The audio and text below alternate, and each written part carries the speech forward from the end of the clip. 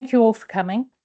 I think in our minds, the purpose of this evening is to reflect on the report that Baroness Harman produced for the Bar, instigated by the Bar Council, to continue the conversations around it, think about how the Bar and its various institutions are responding, and perhaps engage and encourage in next steps.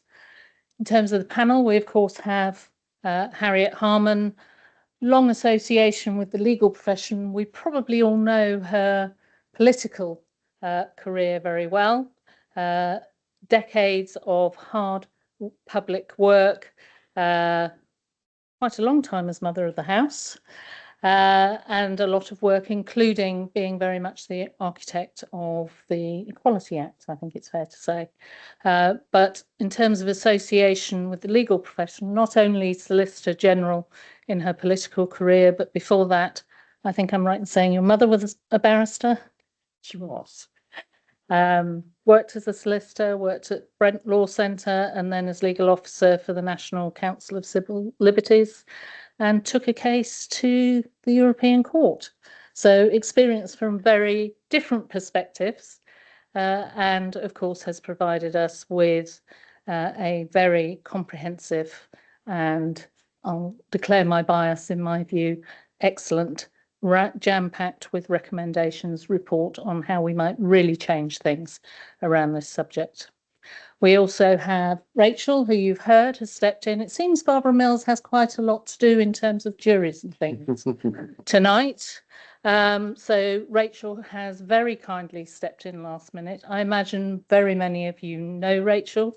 She's a consultant. She has been working with the Bar Council since 2019.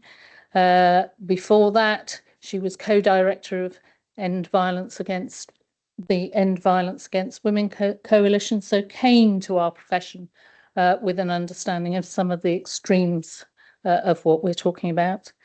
Her work with the Bar has involved retention and progression of women and underrepresented groups, fair recruitment, mentoring, harassment training, and the like. Rachel also works as a consultant with individual chambers. Whilst confidentiality will apply, no doubt that gives her insights into our profession and how it works. We have Glenn Parsons, who's from Park Square in Leeds, practices predominantly in crime, serious multi-handed cases, including sex cases, described in Legal 500 this year as hugely charismatic, so I'm hoping we'll see but he's here because he is chair of the North Eastern Circuit Diversity Outreach and the North Eastern Circuit Scholarship Fund. He is a proactive campaigner and activist in all the positive senses. I get very regular emails from Glenn distributing helpful reports, articles, information, events, etc. But the bit of his campaigning I really love is around greater recognition for the 4,000 Caribbean RAF volunteers from North Yorkshire who have really almost been written out of history, but particularly because 2 were your uncles. So, far and wide with the campaigning. And we also have Eve Robinson, who is a family practitioner now at 36 Family. Eve is described in the directories as mature beyond her years, with a high degree of emotional intelligence and empathy. I don't know if the context in which she comes here contributes to that, but many of you may have heard Eve on the BBC immediately following the publication of the report. She has been someone who not only was prepared to complain to her chambers and to the BSB about appalling behaviour, sexual harassment, sexual assault, but she's been prepared to speak about that honestly and openly around the whole subject. And following the publication of the report, Eve found herself in a situation where the perpetrator admitted offences, was dealt with and suspended for 3 months, and then came back into the chambers she was in, which was, one might understand, intolerable and unsustainable for her. So she has a lot of insight and I think is probably also someone that people talk to who perhaps are not able to be as open as you've been. So we have a range of perspectives, but Harriet is going to talk to us a little bit first, and then we'll have a panel discussion. Thanks very much indeed. And it's a privilege to sit here on this panel with you all, and delightful to see all of you here. And I'm very glad that you didn't say that I was wise beyond my years, because I'm 75 now, so I would be absolutely extraordinarily wise. And I'm glad you also didn't describe me as charismatic, because I feel the only way is up now. Okay. So you mentioned my mother, and I will just follow up on that. She was one of only 3 women at Oxford doing law in her day. She was born in 1918. It was a bit of fluke. She managed to get to university at all, since most women didn't. But actually, the criminal law lecturer at Oxford refused to teach the women on a point of principle, and they had to bring one down from London. Anyway, my mother, Julie, graduated and did her bar exams and was called to the bar. But then something marvellous happened to her. She married my father, which was obviously much more important in those days than being a professional and being a barrister. And therefore, like women in those days, she actually gave up being at the bar, and her wig and gown was in our dressing up box, which I now look rather sadly back on.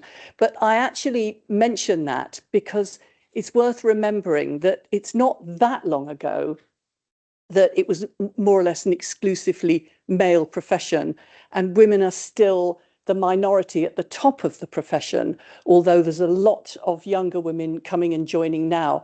But the tradition and cultures are set some time ago, and cultural change always takes a bit of time to move forward. But I think that you're at a key moment now. And there's an opportunity for really good change to happen. And I hope that you will all take that opportunity and be part of leaning in to making the change that is necessary. We've all seen institutions, just for example, like the police, like the church, where wrongdoing has been identified, reports have been commissioned, and nothing substantial enough has changed. And therefore, there's another report and more concern and hand-wringing, and still not enough is done to change. And 2 things happen with that. Firstly, individuals continue to suffer when they shouldn't, because the systems haven't been changed sufficiently. And also, the institution's reputation suffers irreputably. Anyway, you're all barristers, you're all good with words. Yeah, badly. I think that what is at issue here is the fate of individuals, but also the reputation of the bar. And I know you'll all want individuals not to suffer, or to be that individual that suffers yourself from harassment, sexual harassment or bullying, but you'll all want the reputation of the bar to be fantastic. I mean, we are incredibly lucky with the bar in this country. It is well respected. It is of high caliber. It's recognised not only nationally, but internationally. And it really sits at the heart of the rule of law. And I think we should never forget how important that is. So what I hope you'll do is, when you lean in to the proposals of the report, and obviously there's going to be actions for chambers, actions for the Bar Council, actions for inns, actions for circuit leaders, actions for the judiciary, actions for the Bar Standards Board, and for the JCIO. So there's a lot of actions, but I hope that everybody will kind of lean in to being part of this moment of opportunity of progressing the change. And I hope that we'll see a culture of entitlement. Usually, the description of culture of entitlement is a bad thing, but I hope that amongst the younger and more junior members of the bar, that there will be a sense of entitlement not to be badly treated in court, not to be bullied, and not to be sexually harassed. And I think instilling in students that sense that if you are a woman, you can expect not to be groped or leered at or propositioned by somebody senior in your chambers who you might feel has got the future of your career in his hands. So I hope there will be a culture of entitlement, that this is not what is supposed to happen. And also a sense that not only should you not be subjected to it, but a culture of entitlement to complain if it does happen to you, because you'll be complaining not only on your own behalf, but on behalf of keeping up the high standards at the bar. Because a complainant is not somebody who's just doing something of justice for themselves. By actually stepping forward and complaining, they actually are helping the reckoning that there needs to be change. So I hope that there will be that culture of entitlement, and I hope too there will be a culture of jeopardy amongst senior people at the bar, who need to feel, I would say, a bit anxious about whether or not something is going on in their chambers that they haven't realized is going on, a bit anxious that they must behave in a way that meets the highest possible standards, a bit of self-reflection in the judiciary, not that they're just doing things that they've always done and people before them have always done, but a bit of anxious thinking about whether or not their behavior meets the highest possible standards. Because at the moment, I think it's the other way around. There's too much culture of impunity amongst people who are senior, and too much sense of a culture of jeopardy amongst those who are subjected to misconduct, who fear that actually if they complain, things will be bad for them and they will risk being identified as a troublemaker, a snowflake, a complaining person, somebody who doesn't really get what it is to be at the bar. So I think that there's a real need to think about that cultural change that needs to come about. Now, the Bar Council, very much to their credit, commissioned this report. It wasn't forced on them, and it wasn't in the face of a crisis. And usually these sorts of reports are forced externally when there's been some terrible crisis. And it's very much to the Bar Council's credit that they have identified that there was a problem, and what they wanted was a report which would look at why there was a problem and what should be done about it. So they are absolutely in the right place of having commissioned this report, but needing everybody else to play their part in bringing about the changes that are necessary. So when I started my work, I had the opportunity of drawing on a lot of previous work that had been done by the bar and also by clerks. There'd been research done, there'd been reports. So I was able to draw on previous information, of which there was a great deal, including Talk to Spot. How many people know about Talk to Spot? Put your hand up if you know about Talk to Spot. Well, it's quite interesting. That's not everybody. Talk to Spot is a way that you can anonymously record an issue of misconduct which has actually happened to you. And that's been a very important source of information about the reality of what's going on that never reaches reporting and never reaches the Bar Standards Board. So I was able to draw on this. I was able to visit the circuits, including Glenn's. I was able to engage with specialist bar associations, and I have to say, everybody was incredibly helpful and supportive in enabling me to do my work. And I also had a very excellent reference group provided for me by the bar. What I did come across, as I say, was jeopardy for complainants, a sense of impunity amongst perpetrators because of the sense that most people wouldn't dare to complain, because they would just think, what's happened to me is awful, but things will be even worse for me if I complain. Who's going to listen to me? I'm a junior person. All the people at the top of chambers have known each other for yonks. They will all support each other, and I'll just be out on my ear, and I won't get given a pupillage, or I won't get given if you're a mini pupil, or I won't get given a tenancy if you're a pupil. So I came across a lot of people saying people don't complain. A lot of people don't complain, and a lot of people thinking that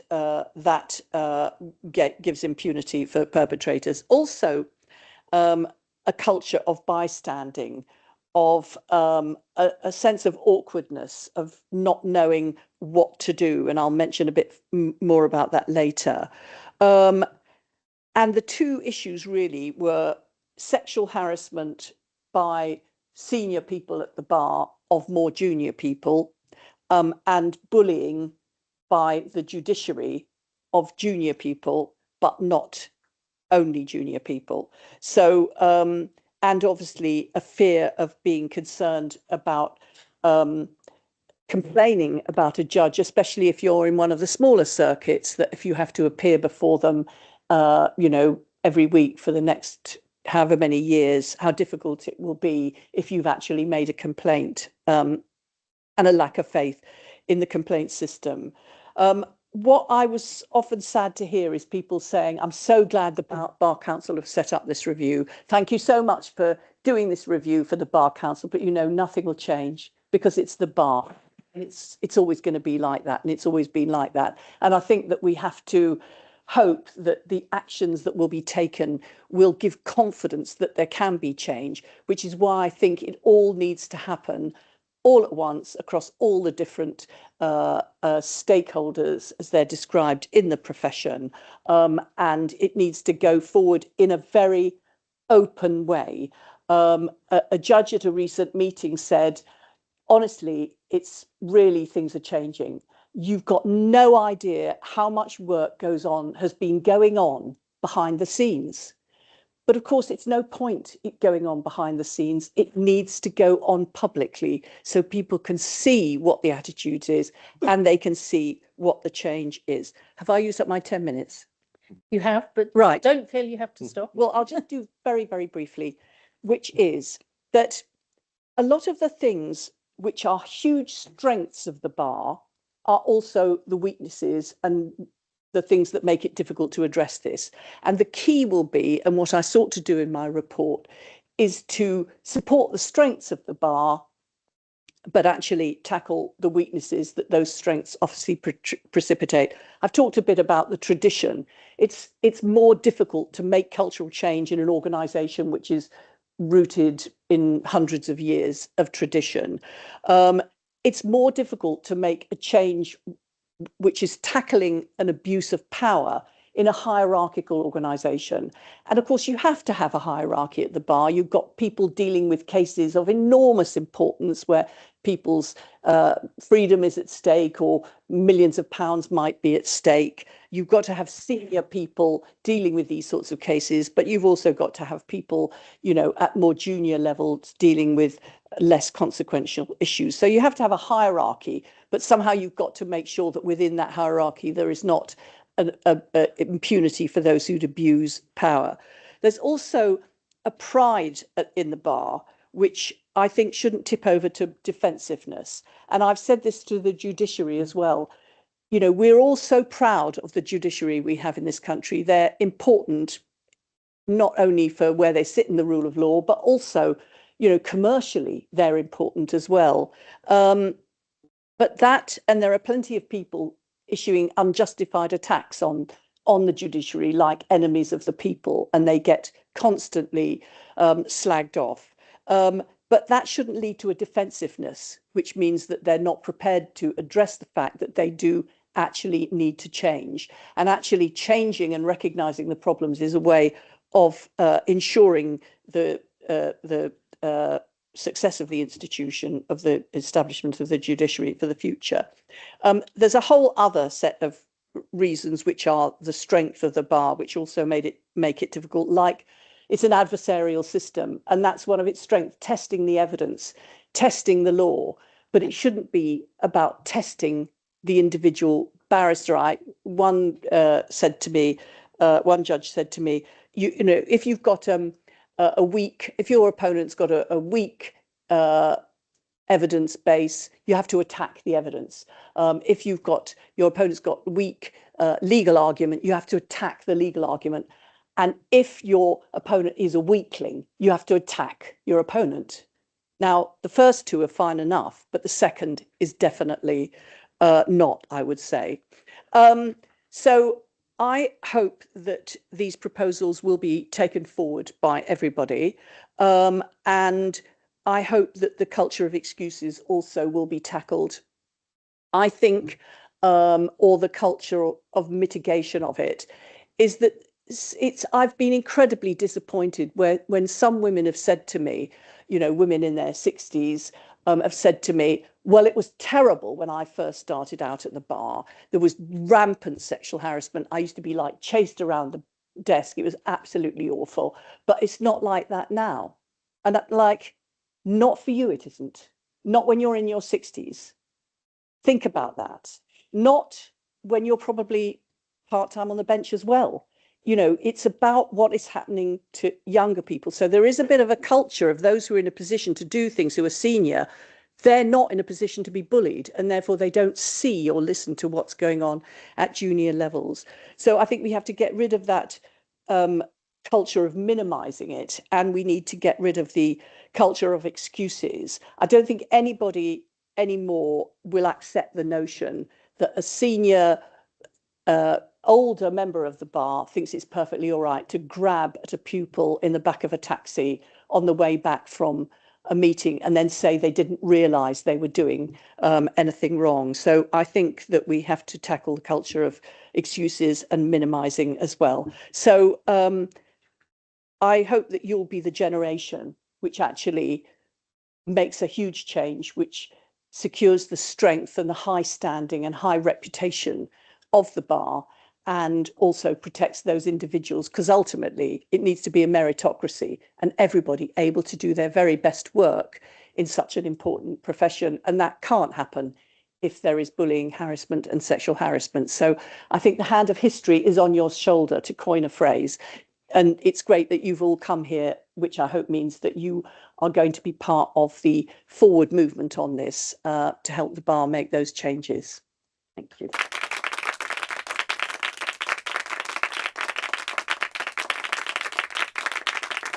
Thank you very much, Harriet. I'll give you a rest and go to Rachel first. Sorry, when you stepped in so last minute, but I wonder if you can tell us a bit about what progress is being made with the recommendations, 36 there were. 36. Not all for the Bar Council, but No, you small. probably have sight on what's happening. Yeah, so a small number for the Bar Council, and then lots for the judiciary and the inns and the circuits and barristers chambers as well. I think, you know, we've all got a role to play. So from the Bar Council's perspective, we sort of hit the ground running and realised we had to start moving quite quickly.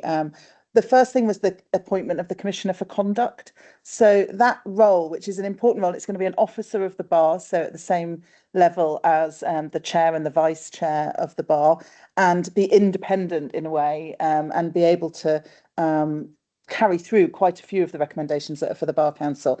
That recruitment exercise is happening at the moment, and we will have someone in post by the beginning of next year. I think that'll be really useful. I think they're also intended to be a resource for chambers, etc. Absolutely. So we're hopeful. It'll slightly depend on things like protocols, which the Bar Council and the BSB do have a habit of needing protocols. And so there's a protocol being developed at the moment to make sure that the Commissioner's role is clearly independent of the regulator's role, which is a very different role and also needed. But the Commissioner will be there to support individuals, to support chambers, people running chambers, and really talk to spot and all of the work that the Bar Council team do currently on bullying and harassment and elevate it and also meet some of the needs in terms of the duty to report serious misconduct. Hopefully, if we get the protocols right, you'll be able to meet that duty by reporting to the Commissioner, which is quite an important change. It sounds a bit technical, but I think it really matters. So with the BSB, the Bar Council have got now a joint working group that meets very frequently with the BSB and is setting up these protocols.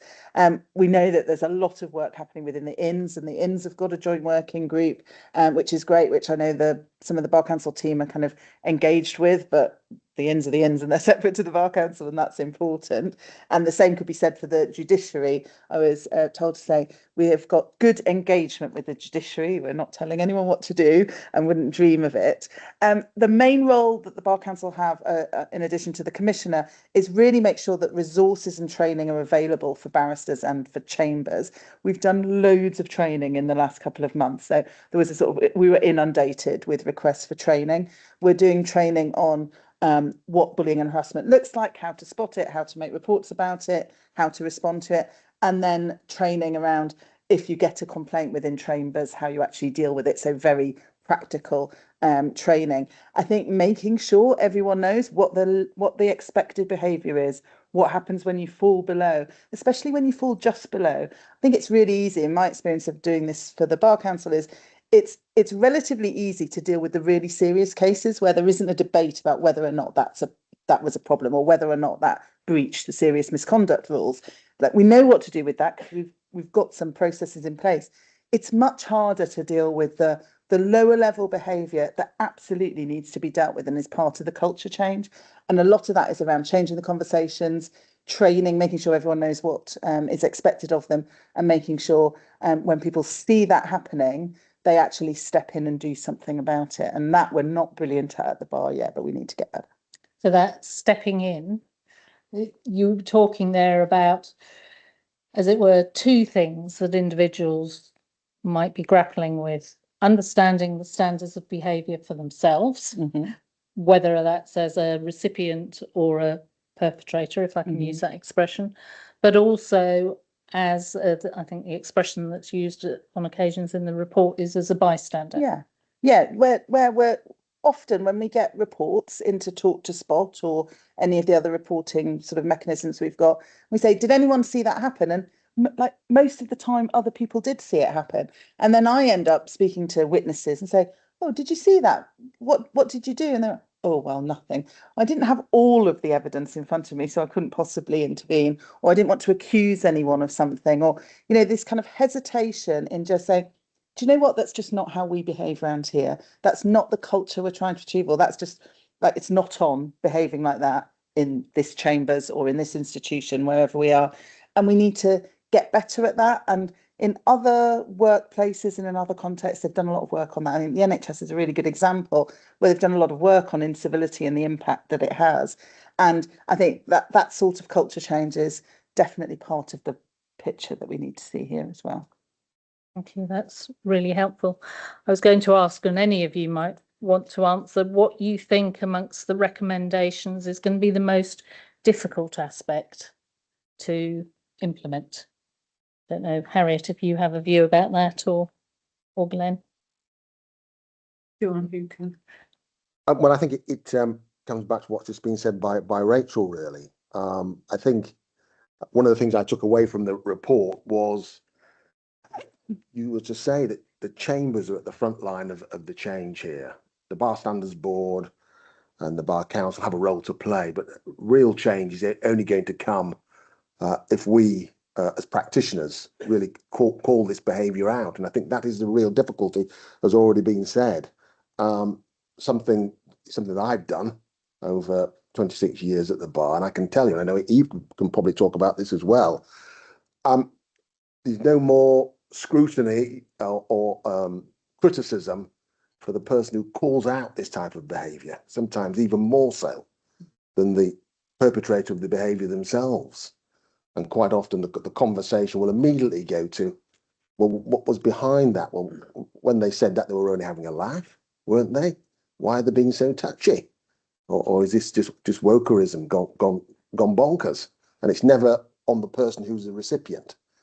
And I think until we change that conversation, we aren't going to make the strides that we hope for. And calling it out amongst our peers is particularly difficult. As I say, for me, not so much. I've spent my career doing that. I'm not a judge. I don't sit. I don't have to approach people for judicial references.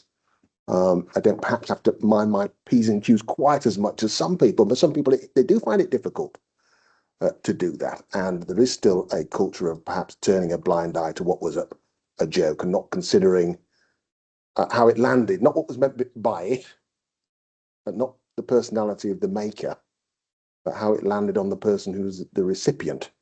And I think until we start looking at that, and all of us being brave and standing up and saying this isn't the profession that we want, then the change is going to be slow. Thank you, Glenn. Thank you.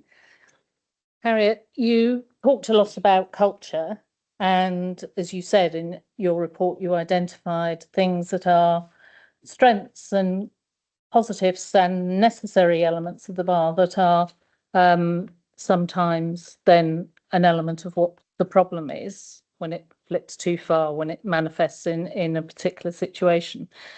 Do you think, therefore, we have a more problematic culture than other institutions? Well, I think that there are particular cultural issues which make it difficult. I mean, if you're a profession which is based on the sense of evidence, then for that reason, some people find it more difficult if they haven't got all the evidence as to an issue of misconduct, a feeling that they shouldn't take it any further, a question of beyond reasonable doubt. And perhaps I shouldn't say anything because I haven't got all the evidence. It's all hearsay or secondhand. And whereas in other organisations, they would just piece things together on the basis that too many people have identified one particular person, even if it's second or third hand. I think the other issue is the institutional one of chambers being small, unregulated organisations. You know, if you think of the solicitor's profession, the firm, the partnership is regulated, as well as the individuals being regulated. And most of them have HR departments where you've got a professional who is trained and experienced and whose job is to deal with HR issues. Because of the structure of the bar, then chambers are not regulated, and therefore you don't have HR departments in the same way that can be looked to. And I think it's incredibly difficult for chambers when they get a complaint to know what to do about it. And, you know, I spoke to a number of heads of chambers who would tell me about individual cases and then what they did at the end of it.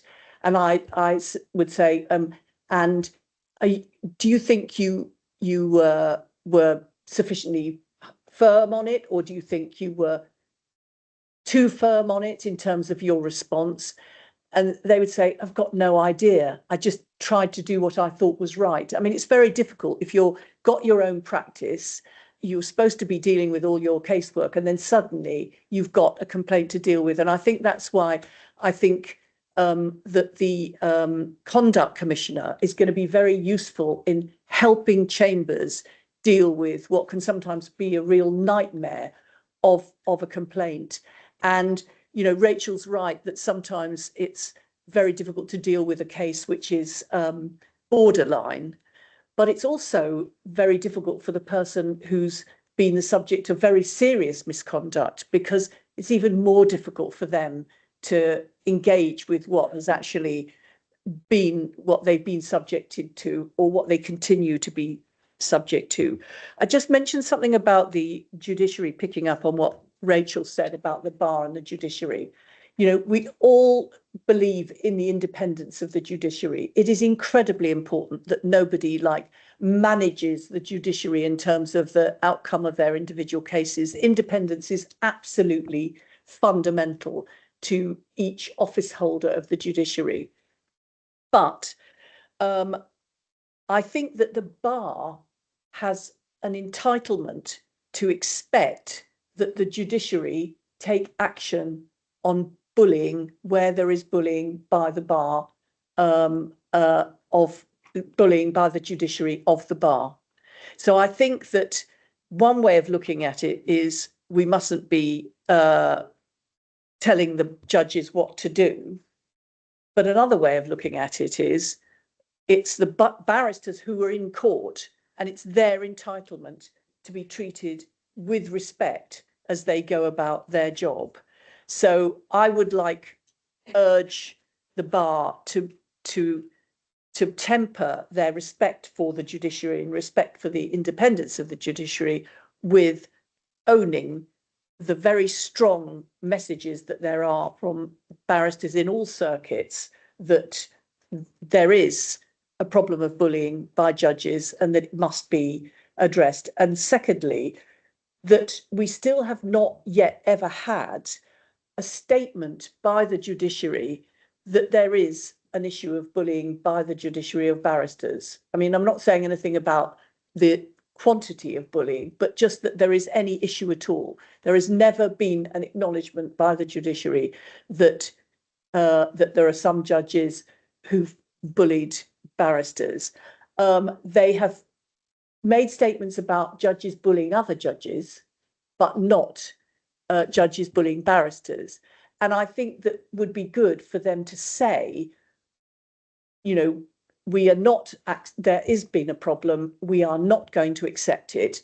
And where we discover, we encourage people to report it, and where we discover evidence of it, we will take an extremely dim view on it. I think that leadership piece needs to come from the judiciary, together with issues like there's a 3 months time limit for complaining about judicial behaviour. I mean, that is not matched anywhere else, where people have got much more of an understanding about, it'll take sometimes people a while to think of whether they can complain. And it might be that you're in a case that lasts longer for 3 months. So how on earth could you? So why are they sticking with that 3 months time process? Why do you have to, if you want to hear an audio of a recording of what's happened in court, get the permission of the judge, who you might want to listen to the audio to see whether or not on reflection you were making too much of it, or whether it really was bad. But so you might want to hear the audio to know whether or not you should be making a complaint, but you have to apply to the judge themselves. So I think there's a number of things where the bar ought to have a level of expectation that there will be, I don't want to use the word pressure, but perhaps I will, pressure on the judiciary to acknowledge there's a problem with bullying, to say it won't be tolerated, to say that strong sanctions will need to be there, and that these rules that inhibit complaints will be addressed. We haven't really said anything about sanctions, either in relation to the judiciary or the bar. I think sanctions are really important, because I think if you've been subject to misconduct and you think that you're going to make a complaint and go through the process, which is not welcomed by some people, that somebody makes a complaint, and then the person just is subjected to a quiet word, but then they just carry on. I think that, you know, you might well think it was not worth my while, that it felt very serious to me, but it wasn't taken seriously, or it wouldn't be taken seriously. I think sanctions are a very good way of sending a message about culture change. And we certainly found this in the House of Commons, is that once MPs knew that it would be career ending and they would be out if they did sexual harassment, they pretty well quickly worked out where the dividing lines were, because it wasn't something where you were just going to be suspended from the house for a few days and then you'd be back in. You would be actually out.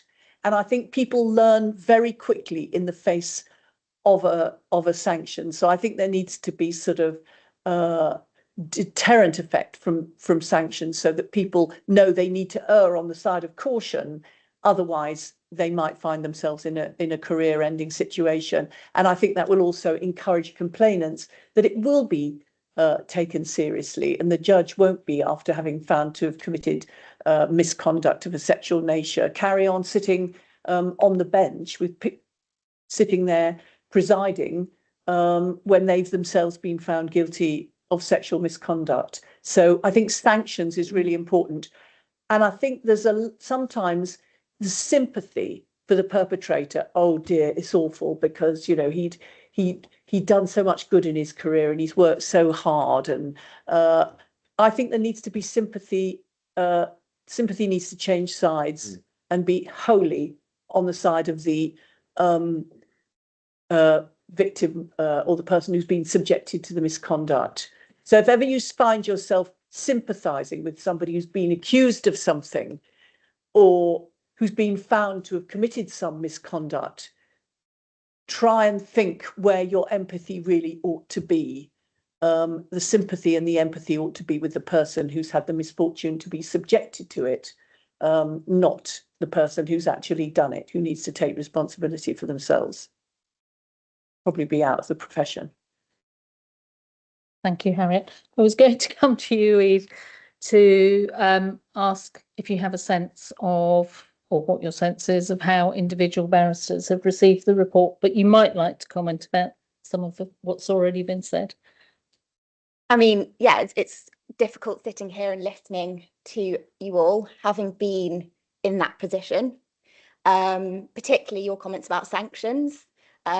Knowing that what happened to me resulted in a 3-month suspension, being allowed to stay in chambers, having been clerked apart to begin with, and then told that business was going to resume as normal, and that we must maintain a level of civility. And when that business did return to normal, finding myself at court, learning that that person was then on the case with me. God. And I've been very open about what happened to me, well, as open as you can get, going on the BBC, I suppose. And that doesn't change for me, because I've always been very clear that a terrible thing happened. I had no control over what happened to me, but I do have control about what I do with it. And I do have some level of control about making sure that no one else has the experience that I had. And I think that that was what really stemmed afterwards, in coming back to the point about sanctions, is that in my very young 22-year-old second six pupil mind, what had happened to me was really serious. And it was obvious that it was really serious. But when I went to the grown-ups that I thought were going to help me, the response didn't really sort of align with that. The response didn't seem to make it seem like it was very serious. And so that makes you doubt yourself. It makes you question why you did what you did. And then you find yourself in a position whereby you feel conflicted, because deep down you know what you did was right, but everyone else doesn't necessarily make you feel like it was. And then learning how to come out of that and what you do about it. And I was very fortunate to be in a position where I had some people around me that were able to help me, Brie being one of them. And I think that was what was nice to see from the report, was the recommendation as to the lifeboat scheme for those who find themselves in an untenable position in chambers, because that was me. I had that lifeboat courtesy of senior women at the bar who gathered around me to make sure that I could stay at the bar and that I didn't have to leave, because the question for myself was, well, what am I going to do now? But I think what really stems from what needs to change is that it has to stop being the people that are subjected to this behaviour who are fearful of what will happen. And it needs to be the people that are perpetrating it that are fearful of what will happen to them. And that's the crux of it, because it shouldn't be people like me sitting there going, am I about to lose everything I've worked so insanely hard for? It should be those people that make the decision, or for whatever reason behave in the way that they do, that reflect and go, actually, that's me on the chopping block. because that's the way around it should be. And I think that's the shift we need to see, not the fear being with those who have sadly experienced it, as I felt at the time. And as you've said, it leads you to think, would I, if I knew what I knew now, would I have done it? And for me, it was, I wasn't sure. Don't get me wrong, I'm very glad I did do it. And look where I am now. And I hope that that's what other people take away, is that it isn't the end of your career. There is still a career for you. I'm where I am now and couldn't be more happy. But it just took a very sort of roundabout way of getting there. And of course, with the help of others who I will forever be indebted and grateful to. So I think that is, for me, amongst individuals, obviously I've set my stall about my views about all of this. So I probably only really see the response from those that align with my views about it. I have heard from others, and as has already been talked about this evening, the idea of, well, it's been like this for ages, nothing is going to change. I really hope that's not true. And certainly personally, this is the most optimistic I have felt, having sort of been shouting into the abyss a little bit for a few years, that actually other people are now sitting up and going, it's time to change and it's time to act and be different. Because as barristers, we hold ourselves to a higher ethical code. We go and represent people in their sort of the hardest times of their lives, and yet we know that amongst our ranks other people behave in the way like they did to me or have done to others, or judges are bullying, and those things don't align. We can't hold ourselves out to be in the positions that we are and with that integrity if we're not then performing it on a personal basis to our colleagues or to others. So I think generally amongst individuals, the feel is that this is the moment, and I very much hope that that's grasped with both hands, so that we can see that change, and I keep my fingers ever crossed. Thank you, Eve. Good for you. Rachel, perhaps I can ask you, sort of Bar Counsel, what is the ask of the inns and the circuits in this?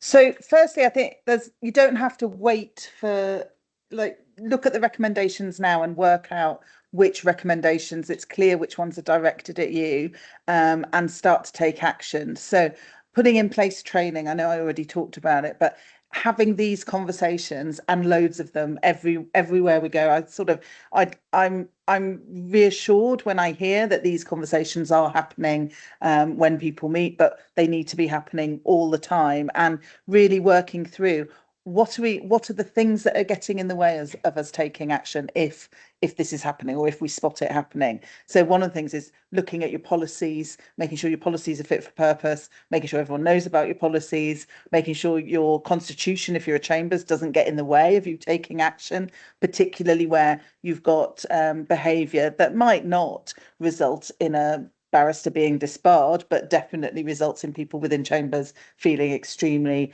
unable to work with them, for example. So is your constitution preventing you from taking action? That's something you can look at now, and you should. And it's much better to look at it before you've actually got a live case on your hands, which is what, unfortunately, some of the chambers that I'm working with are in that situation. I think talk to people. So one of the things that it surprises me sometimes when I go into chambers, and I do quite a lot of interviewing of barristers, and I interview young barristers, and they tell me all these things, and when I feed that back anonymously to people running chambers, they're really shocked. I can't believe that's happening here. That's not my experience. As Harriet said, the senior people running these organisations and institutions probably aren't on the receiving end of a lot of these behaviours, but the people at the in the more junior positions, in particularly where chambers is the hierarchies aren't always obvious. They're quite opaque. Quite often there are people with power that's not necessarily because they've been there for years, but they've got some other social power, and the people at the receiving end of some of the behaviours, they don't have a voice, but when you ask them, they are happy to talk about it and want to talk about it and want something done.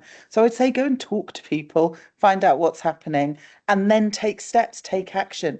Don't wait for a complaint, because I think, as Eve really brilliantly put it, at the moment we are relying on often the people in the most vulnerable situation who've been on the receiving end of this behaviour to hold to account, often much more senior people, much more powerful people, and that doesn't work, and it hasn't worked for the last how many 100 years. what we need to do is shift that balance and take some proactive action to, you know, to shift some of these behaviours. And so they're the sorts of things that can happen straight away. And then the other thing I would do just quickly is when you do get a report, deal with it really quickly. So whether, and that doesn't have to be a formal report, a formal complaint written under your complaints policy. When someone raises an issue, it might be, you know, after an event in the loos, or quietly spoken to someone about something that's really making them feel uncomfortable. Take action. It doesn't have to be a big snowball, but do something that so they feel like they're not on their own, because at the moment people do really feel like they're on their own. Thank you, Rachel. Glenn, I wonder from a circuit point of view, if there are things that you think or have been thinking, working with others around what action a circuit can take.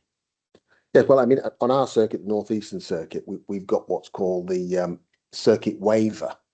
At the moment, the rules are that if you're at the bar, and I think these are actually Bar Council standard rules, that if you were at the bar and you make a complaint about another member of the bar, about a judge, you've got no choice really. If you complain to somebody, the recipient of that complaint has to pass that on to a member of chambers or somebody senior in the judiciary. And of course, that is one of the things that stops people from reporting things in the first place, because it's either put up or really shut up. If you do cross the Rubicon and make a complaint, you're expected at the moment to see it through, and the person who you complain to is expected to report that complaint. And not everybody's ready for that.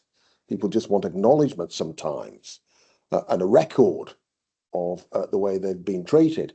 But what we have on the North Eastern Circuit, and hopefully it's going to become standard, I know it is one of the recommendations, is we have what's called the circuit waiver, which means that we do have people on circuit. There are two senior practitioners, two KCs, female, who you can speak to, and they have agreed that any conversations with them is in confidence, and that's why it's termed the waiver. So they're not breaching their duties by not reporting it. And sometimes it is important that there's some form of acknowledgement that the person is given time to decide whether they want to take it forward or how they want to take it forward.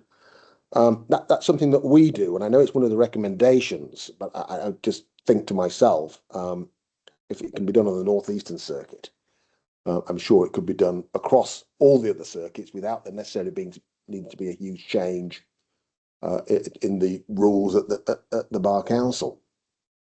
We also have Talk to Spot, and we have Wellbeing Wendy, and that is a real name, and somebody that you can speak to. With some people, of course, have not only been the recipient of bullying and treatment which they found very difficult, but also suffer in silence, and where I think we're all more attuned than we ever were to the effects on people's mental health. And certainly on my circuit, we've seen it with people I've known quite some time, for many, many years. And we find out that at the bottom of this, it's the pressure of work, the way they've been treated at court, the way that they have been treated in chambers. So what we have on our circuit is a hotline, a mental health hotline for people to contact any time, night or day. Circuit pays for that. And that means that people can speak, vent, discuss, and have a safety valve. And I think, again, that's the sort of thing, I'm not just extolling the virtues of the North Eastern Circuit, or perhaps I am, but it's something that these little steps, I think, are so important and significant. And I don't think there's any reason, there's nothing that I can see that would stop other circuits from adopting this. So I suppose what I'm coming to is that we need to have much more of a round table with all the circuit leaders.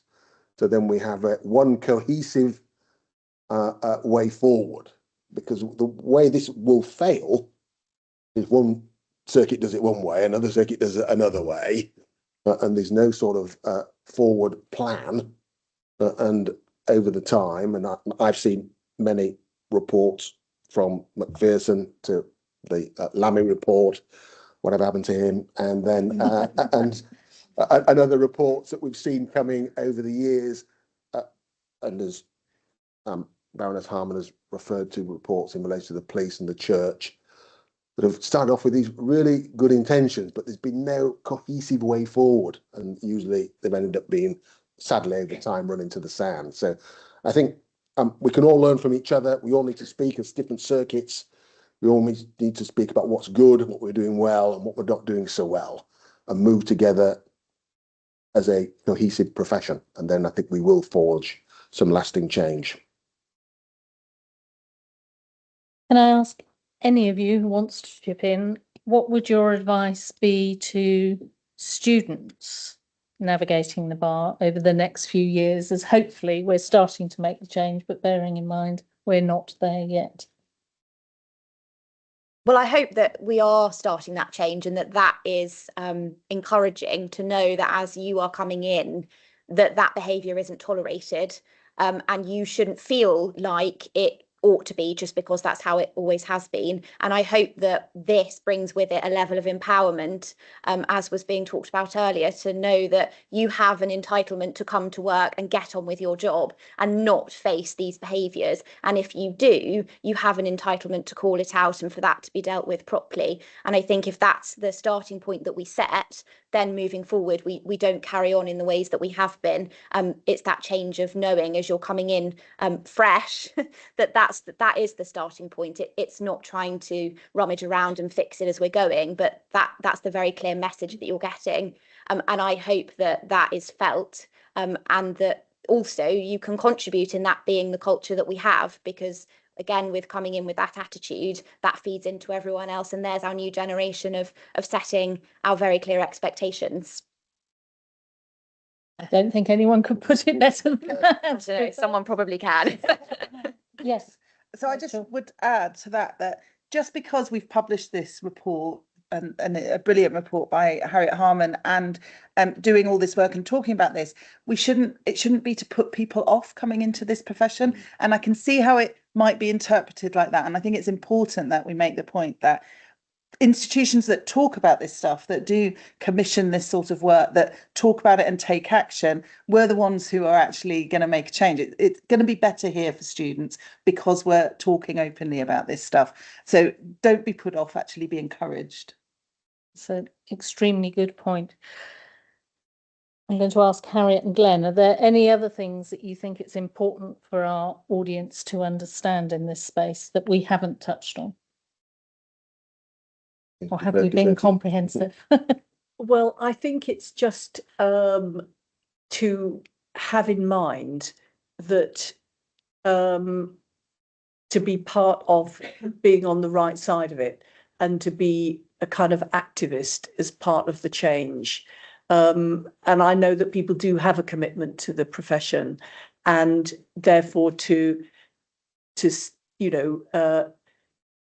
see through that commitment by being actively supporting of this change. And for anybody who is has the misfortune of being subjected to misconduct, to try and keep in mind that there are various levels of action you can take, starting with Talk to Spot, which is completely anonymous, but does at least ensure that what you've been subjected to is there recorded, and sometimes can be put together with complaints that other people have made about the same person, that then can lead to action being taken.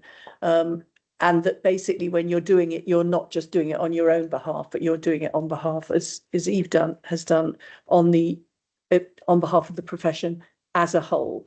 And therefore it's a public spirited thing to do, to actually call out bad behaviour. And also in relation to bystanders, is to although it is difficult if you're a bystander to report, and sometimes the jeopardy of a complainant is the same jeopardy that is on a bystander who reports, is like, well, it's nothing to do with you, why are you sticking your nose in? and why are you being disruptive, and why are you not understanding that everything was perfectly all right, and why you judge, who are you in a position to judge when you haven't got all the evidence? Sometimes it's hard for the person who's been subjected to the misconduct, but it's also hard for the bystander. But nonetheless, the bystander is an important, it's to be just a bystander not doing anything is not acceptable, and there does need to be some jeopardy really for those people who do know what's going on and don't know what's doing about it, because in every single misconduct case there's always everybody knew about it. Oh well, it's no surprise to me because we all knew and we'd all heard, and that's what the chain that's got to be broken there. Yes, and I think I'm very anxious when I do talks like this to make sure that we leave it on a positive note. This is still a tremendously rewarding profession. Nothing that I say about or but the criticisms that I've levelled and anybody else has levelled is designed to put people off. I am part of me slightly sceptical about how much of this is going to go forward and the rate it's going to go forward. But I do draw parallels from where we were only 5 years ago in terms of diversity. A huge issue that came with Black Lives Matters, where we looked around ourselves and to our shock and horror realised that we'd not made any real inroads into the diversity, not just in terms of ethnicity, but in terms of women at the bar and progression at the bar, recognising neurodivergence at the bar. And there was a lot of pessimism about where we were and about how long it was going to take to make changes. And I do think, and I was one of the ones who was somewhat pessimistic, having seen a lot of these initiatives come and go in the past. But as a profession, we all came together on this issue. And we really forged change. And although the dial is moving slowly, it is moving, which couldn't have been said probably for the previous decade and a half. And while there is a lot to do here and a lot for us to unpack and a lot for us to consider, I still do remain optimistic that as a profession we will get on top of this, and that any young person coming to the bar now can come with a greater sense of optimism themselves, that they will be protected, they will be heard, that their complaints will be dealt with, and they will be believed and supported going forward. And that's really one of the notes that I want to sort of leave on, which is an optimistic note, that none of this hopefully will put anybody off coming to the bar in the future. Where's your optimism or not at, Rachel? My glass is always half full, probably, to my detriment. No, I'm optimistic. So I started this work in 2019, and there was a lot of, oh no, that can't happen at the bar. No, that's, we've always done it like this. And, I have seen the bar change significantly in the last 6 years, and that's just the start. And I think that the response to this report really surprised me very pleasantly. Every part of the institution agreed to the 36 recommendations and the recommendations that applied for them. No one was there saying that this was a mistake or that they're wrong recommendations, which could have happened. There is a commitment to making sure we put these recommendations in place. Maintaining the momentum is going to be a challenge, and this is not the only challenge the bar faces at the moment. So it's why I'm here and not the chair of the bar, because we've got other challenges to deal with as well. But I think I hear around me a real commitment to making this change, and we have to change. It's the 21st century. We have to have a bar that's fit for now. It can reflect some of the traditions of the past, but we absolutely can't cling on to the past in the way that maybe we have done for too long. So I am really optimistic, but it's my natural state of being. Eve, do you want to add anything before we go to questions from the audience? I think similarly to what Rachel and Glenn have said, in that Rachel and I met in 2021 off the back of the BSB report, the tribunal service report coming out about my case, and we had a conversation about things then, and I look at what the sanctions guidance was then, and looking now, that sanctions guidance has changed. It's still not quite there in my view, but the point being is that change has happened. And also, we're all sat here having this conversation, and you are all here listening, and I think that says a lot as well in terms of our way forward. So I'm going to echo the glass half full. I'm certainly not going to stop talking about it, and hope that isn't, as I say, into the abyss anymore. And fingers crossed, as I say, we'll get there. Perhaps I can ask you to thank our panel for their contributions this evening. Thank you.